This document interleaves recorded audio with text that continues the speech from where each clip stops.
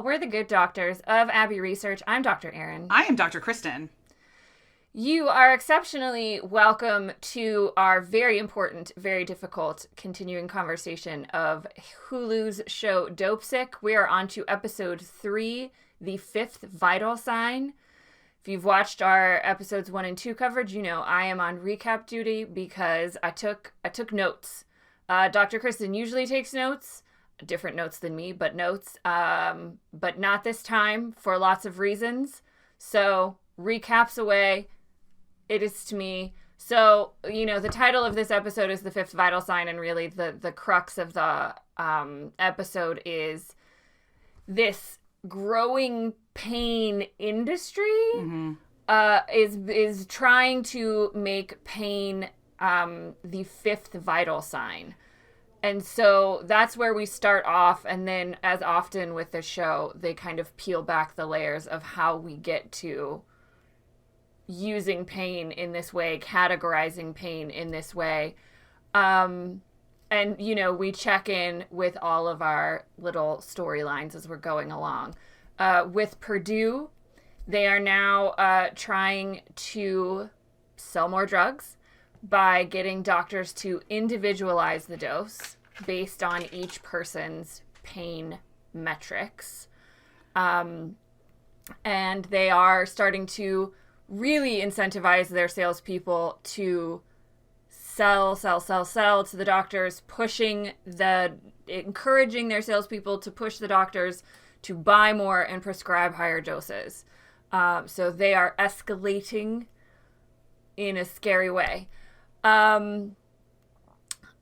We also start to hear stories about how they're operating in the field, as it were. People are reporting that Purdue salespeople are low-key threatening pharmacies that don't want to carry Oxy anymore, especially after break-ins. So the show is quite escalating a lot of the things that we heard about in episodes 1 and 2 in terms of the way crime is manifesting in the opioid epidemic. So there's a lot more low-level crime, robberies, all that kind of stuff. There are now break-ins to pharmacies where people are only stealing OxyContin. And this is really one of those, I think, for me and for Bridget at the DEA, kind of the one of the big wake-up calls that, like, when you start to examine these break-ins, and there's a lot of valuable stuff in those pharmacies that people could steal and sell, and they are only taking the Oxy. And, like, that for me, I was like, okay, this drug we now have is something different. So we also get the story of dear Caitlin Deaver as Betsy in Finch Creek. Dr. Phoenix wants to taper her off the drugs. She comes out to her dad. It goes horribly. She is struggling with, being high all the time and trying to work in a mine, and there's a terrible accident because she's so hopped up on Oxy she can't function, and she misses one of the key tasks of her job. So you're really starting to see the impact on Bets as we're going through this. I'm just scrolling in my notes to see if I miss anything. And so, like, towards the end of the episode, we really get this deeper dive into the pain movement across the country and how this shift in focus to, not necessarily treating ailments, but managing pain or curing pain creates this huge shift in the medical industry. And with this classification of pain as the fifth vital sign, patients are now able to sue hospitals and doctors and pharmacies if they feel that their pain isn't being managed. God bless America. God bless America. So it's this whole, confluence of things happening. And we don't learn in this episode, but we learn in a few later episodes, I think in episode 4, that this whole pain industry is almost entirely funded and created and supported by Purdue Pharma. So again, there's really really only one group of super baddies in this show. Everybody else I can, like, find empathy for.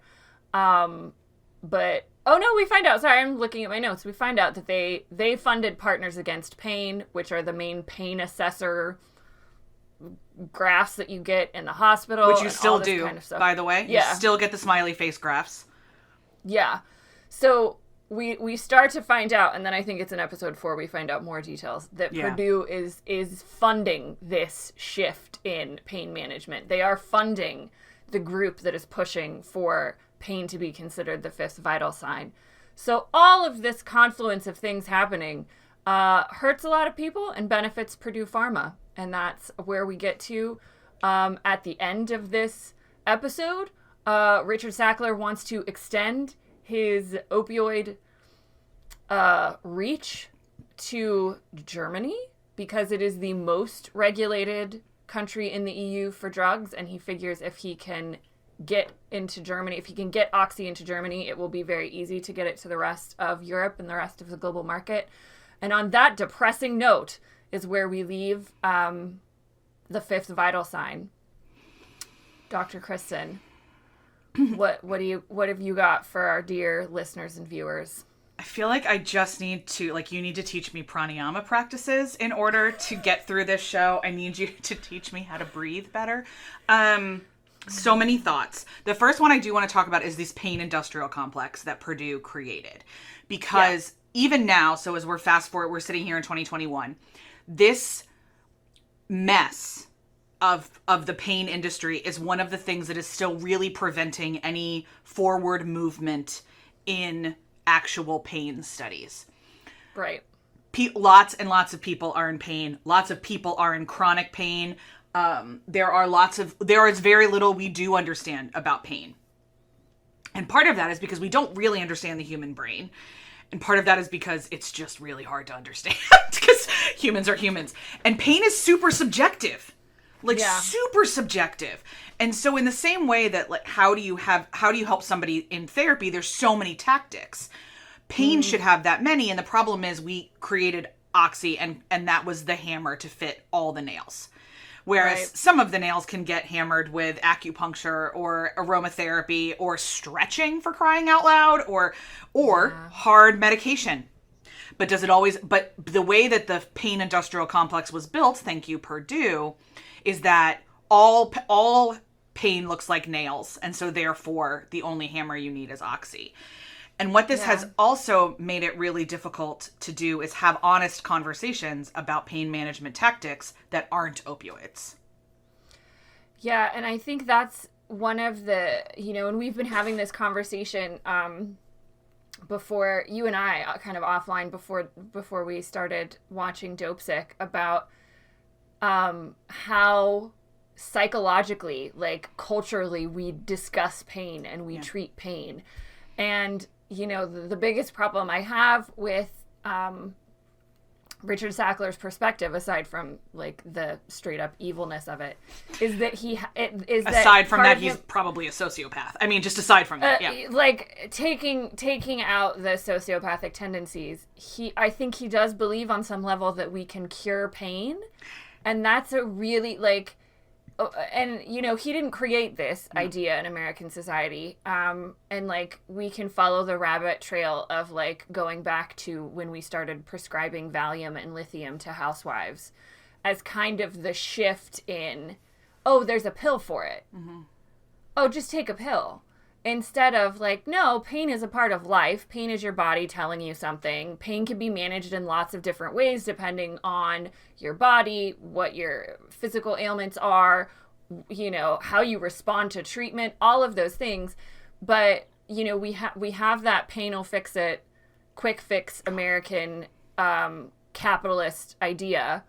Then we have privatized health insurance where, like, they make money off of things. Mm-hmm. And they make more money off of drugs than they make off of aromatherapy, or like they don't want you to practice yoga because yoga doesn't make them money. Yeah. They can't keep charging you for it. They can't keep charging the pharmaceutical companies. So we haven't gotten into the healthcare part of this, and the show hasn't really either up to this point. But that is certainly something that makes this epidemic, a different kettle of fish in the U.S. is that with the power of the pharma lobby, the big pharma lobby, and, campaign finance reform, but also regulation of the at your leisure, regulation of the healthcare industry or lack thereof in a privatized way. It creates this and the final thing that I wanted to say specifically about this episode was we also get the rise of the internet and the rise of online reviews. And so we get the specific story of Randy, I think, in this episode, who is gone in for his procedure for his prostate cancer, and they want to give him Oxy. And he's like, I'm not taking it. No. And he uncovers this whole part of the healthcare system in how doctors are being pressured to prescribe Oxy. They are being, the note that I wrote was, it became too much of a risk for medical professionals to not push Oxy. Yeah. Because what you brought up earlier, that people could now be sued. Yeah. So, yeah. And the online reviews, it became a PR thing. Yeah. You could write an online review about a doctor's office and say, they didn't take me seriously, they didn't give me the pain medication I want, don't go there. That affects their bottom line. That affects hospitals' bottom lines. Absolutely. And pharmacies and all of that. And so it really was as evil as Richard Sackler is, he's a smart cookie. He knew every element of the market that he needed to, have a finger on the pulse of in order to create this monster. Oh, for sure. I mean, I would like to skin him alive, cover him in honey, and dump him in a fire ant pool to start with. I've not thought about this extensively, but he's probably the smartest man in America. So I want to circle back, before I forget this trail, to something that we were talking about with the pain industry. And I want to go back, the pain industrial complex, back to the break-ins at pharmacies, because as we are doing, as you and I are talking, one of the other main topics that we're talking about is the troubled teen industry. And yes. I've been doing a lot of reading around that. And the highest proportion at some point in this epidemic, please don't ask me the dates, but at some point, the highest number of recreational users of Oxy were under the age of 25. Okay. So it could have been a 2-year span, but it's somebody. But it's not, this show is focusing a lot on the people that got addicted because they got hurt, and that is so important. But the book doesn't touch on the recreational users, which is fine. But part of that is because we've put deep moral judgment on the recreational users. But the argument that the troubled teen industry brings into this is that teenagers are also in pain. They're just in mental pain. So they figure that there's a Duke University study that I'm trying to get my hands on right now that I just read about. Dr. Aaron is finding out about this live with the rest of you. That says that about 50% of teenagers at some point in time have an underlying medical condition of anxiety or depression. For as short a period of time as a week to an elongated as a permanent condition. Yeah. And every teenage addict I have ever worked with is in deep, deep pain. Mm-hmm. But we pretend that mental pain and soul pain is less than physical pain. Mm-hmm. And so we can very easily dismiss the recreational users with a moral judgment. But they are also part of the pain industrial complex. They are also part of the thing that got told, if you don't feel great, just take a pill. The problem is, the pills for anxiety and depression aren't strong enough. So they had to find something else to make all the pain go away. Yeah. And the pain went away when they took Oxy. The pain went away when they drank fifths of vodka. The pain went away when all of these kind of other things. So I want to remind all of us that all of this is about pain management. And the inappropriate pain management, whether you are a prescribed addict, an addict from prescription, or you are a recreational user, it is pain across the board. And that's one of the things that makes me so fecking angry at Purdue, is that they knew that too. And so the people that were breaking in were not just users because they were addicted from, again, prescriptions. But the black market for Oxy started almost immediately. And I have no idea how quick it did for Paxil or anything else. I know the secondary black market for Adderall is also incredibly high. So I'm always struck with the fact that they never stole Adderall in those break-ins. Yeah. Because my God, you can make a lot of money selling Adderall, especially on a college campus. Oh my God, my roommate used to sell her Adderall pills. Oh yeah, you can do pretty well for yourself. Yeah. So it's. I know it's unpopular, but like we said in episode 1, for us, addiction is a disease. And so whether or not those and most of them are kiddos, whether or not those kiddos are, they have genetic predisposition to addiction or not, once you start chasing your elimination of your pain by using an opioid, the addiction just happens, whether you were genetically predisposed or not. There's no real way. The question is, can you cold turkey or does it eat your whole life? But there is this thing's just a monster because it rewrites your brain chemistry, as we have gotten into and will continue to get into, I believe, in next episode, where they really begin to explain some of the pharmacological crap that opioids do. I think they do. Yeah. And I mean, point so well made. And we talked about, a few minutes ago, right? Like all the different pain management treatments. And that, we have a lot of cultural biases sometimes against them, or, our culture of quick fix medication goes for mental health issues as well, and mental pain and emotional pain as well. And we have a lot of stigmas around talking about it. Absolutely. We have a lot of stigmas around treatment. And you're right. The Sacklers knew this. Purdue Pharma knew this as well. They said the drug wasn't going to be abused, but they lied about that. And I think we get people in the periphery that are addicts not prescribed Oxy. We see them at the pain clinics. We see them in different situations. But I also think we get a little bit of it from Betsy herself. You're correct. Yeah. She's taking it for her back pain, sure. But she is also a person in, an emotional pain crisis. You are correct. With her sexuality, with her relationship with her parents. And, there's no way we could differentiate her pain management from what she's taking for her back and what she's taking to not feel horrible anymore, especially after her coming out from in front of her dad went so terribly wrong. And so I can see in her and that she is now thinking, well, the Oxy's the only thing that's going to make me feel better even from this. Yeah, correct. And I'm glad you brought that into it. I had put her so much in the category of she got addicted because of the accident that I forgot to also allow for that. And you're right to bring her into this. I do, just from the perspective of my personal history with the people that I've loved, none of them got addicted because they got prescribed it. They all started taking it at parties. And so I'm hoping that we just found out, viewers, that there is a second miniseries happening about the Sacklers, starring Matthew Broderick as Richard Sackler, which I think is genius casting. Oh my God. Very excited. Yeah, and Taylor Kitsch from Friday Night Lights is in it, which I'm always excited to see Taylor Kitsch on my screen. As long as he's not trying to save the world in a superhero movie that went poorly for all of us. But if we can start the conversation with destigmatizing the people that got addicted through prescriptions, if we have to start there, I'm cool with it. But I really hope we don't stop, and we can start shifting the moral judgment around recreational users. I hate that phrase.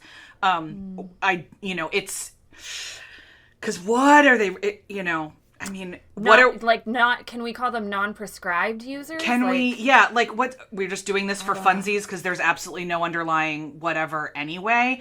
I think that's a very small proportion of the population. Because when I talk to people who are, in recovery from heroin, it doesn't sound fun. It sounds like it got really not fun real quick.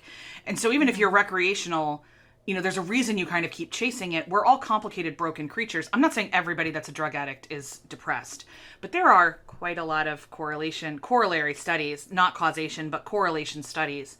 And I hope we can move to a place where we can strip the moral judgment as we talk about people, because at the end of the day, people are addicted to OxyContin. There is an opioid epidemic in this country because the Sackler family lied. That's what it comes down to. Everything else is periphery to the fact that they lied and continue to.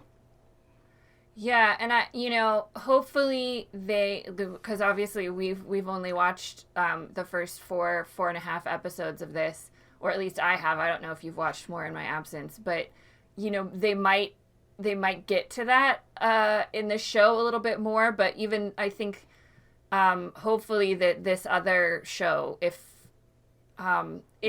Dopesick doesn't kind of broaden the scope of our understanding of who's addicted,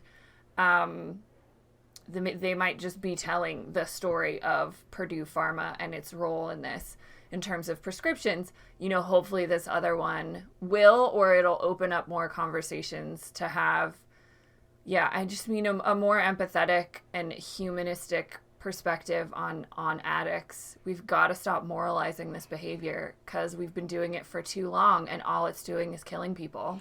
And it's preventing creative solutions. Yeah. That could really... Criminalizing addicts hasn't worked, and yet we still pretend it has. There's lots of debate over, some of the more creative solutions. I've looked a lot into needle exchange programs. They're very successful here in Philadelphia in terms of preventing death.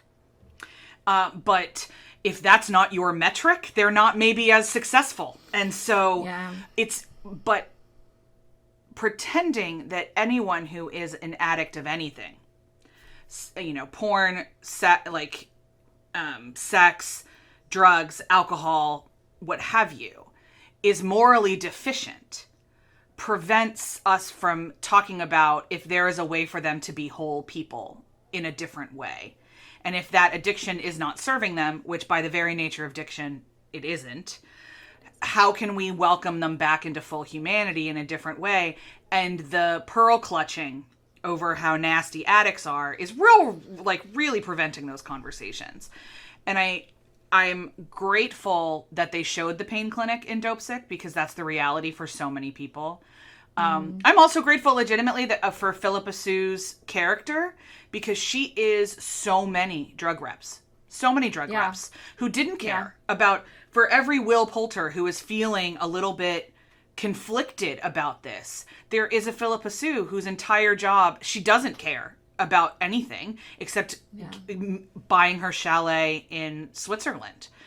And so even though, for me, she's one of the baddies, and, people might watching this show may think that she is, perhaps a caricature or perhaps exaggerated. And I want to tell you that she is not. I have met so many Philippa Sues. It's not really as much in pharma now because of some of the legal changes around pressuring doctors and some things like that. But trust me, they're in other industries. And that's what a lot of lobbyists sound like and look like. And that's what salespeople are. They're lobbyists for private companies. So it's a mess, and I don't even know where I'm going anymore. So reel me back in. That's okay. No, I think it's, it's important. And that's what I love about what the show has done, is that it has taken kind of all the different aspects of this and shown you a person that can represent it. Yeah. Obviously humanity is a spectrum. Not all doctors behave like Dr. Phoenix. Not all sales reps behave like Billy or Philippa Sue. Don't remember her character's name. But this is kind of giving you a soupçon. Yeah. A sprinkling of all the different kinds of people that have been impacted by or impacted the opioid epidemic. So I think that's a good place for us to end as we continue this discussion of what it means as a country to grapple with addiction in a way that is more humanizing than we have in the past. We will see y'all next for episode 4, Pseudo Addiction, where we will continue this super important, delightfully depressing conversation. It's all we do around here, folks. See you then.